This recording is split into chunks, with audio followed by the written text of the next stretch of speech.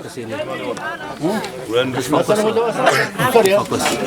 Mbaknya difokus. Sudah fokus itu. Nah, ini Gua Hiro. Rasulullah pertama kali menerima wahyu itu di sini. Yang bahasanya tidak dimengerti. Ya, seperti dulu lah, kalau misalnya kita orang Indonesia berbicara, tiba-tiba orang bicara dengan bahasa Lemurian, orang nggak akan mengerti.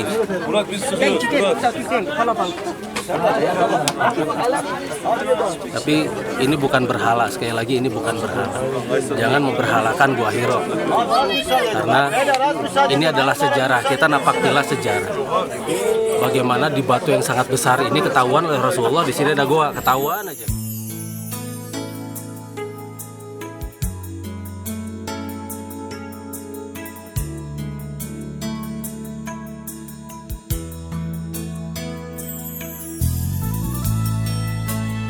Tempat yang istimewa. Nah, tinggal bagaimana kita mengerti keistimewaan itu di mana.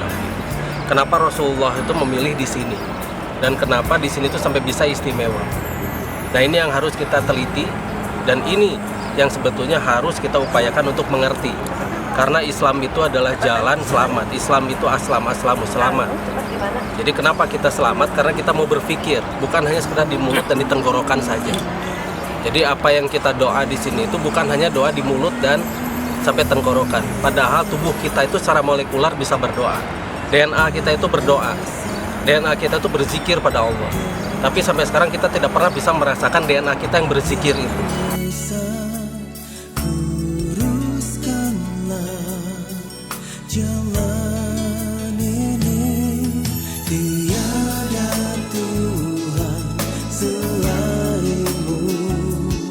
Sholat masing-masing saja 2 rakaat, sujudnya dilamain.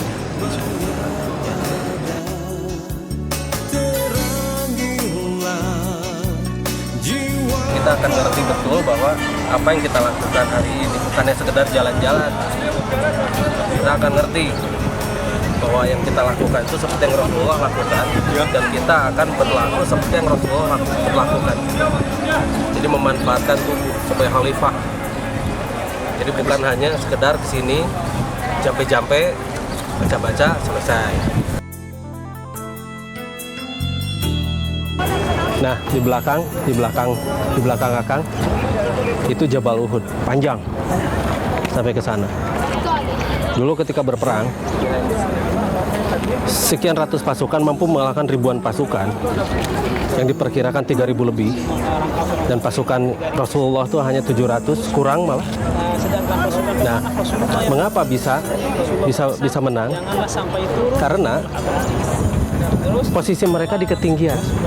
Berdasarkan ilmu perang, dulu pada zaman infanteri, zaman di mana belum ada artileri. Nah, mereka yang berposisi di atas itu mampu mengalahkan mereka yang di bawah. Ada kurma yang dia memiliki antioksidan yang sangat besar, namanya kurma nabi. Dia lebih kecil, lebih hitam. Nah, dia mampu mengakselerasi sel mitokondria. Makanya Nabi bilang bahwa itu dapat menaklukkan sihir dan sebagainya. Memang sihir yang bagaimana dulu?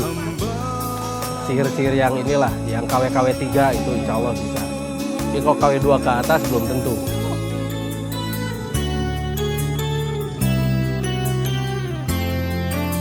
Islam itu rahmatan lil alamin, bukan rahmatan lil arabina saja.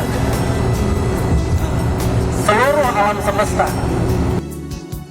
Yang menaungi maya pada terangilah jiwa kami. Rasulullah itu mengajarkan toleransi, tidak mengajarkan egoisme.